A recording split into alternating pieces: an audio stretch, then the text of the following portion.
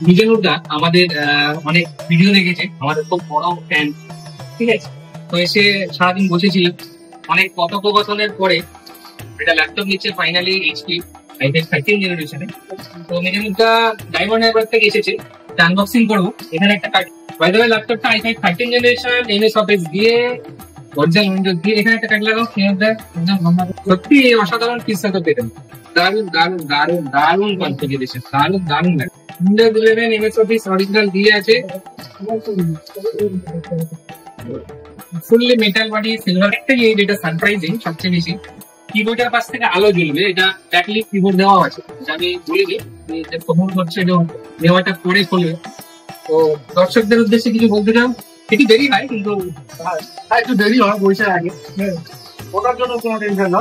ভালো মালটাই করে সবাই আসবে নিবেলেন। আচ্ছা, নিজেরটা কিন্তু এই যে গিফটের ভান্ডার নিয়ে যাচ্ছে, বলছি কিনা জানি না। হ্যাঁ, এতগুলো আমি গিফট পেয়েছি, যেটা বলে সেটা করে 30%। আচ্ছা, একটা ব্যাগও আছে অরিজিনাল এইচপি, যার প্রায় 2000 টাকা দামের কাছাকাছি দাম আছে। এটাও আমি বলিনি, তাও আমি এক্সট্রা দিচ্ছি পুজো অফারের জন্য। Original HP bag. তো সবাই আসবে নিবেলেন এবং নিজের মনের মতো এইরকম টিম সেট আপ বানিয়ে বা নিয়ে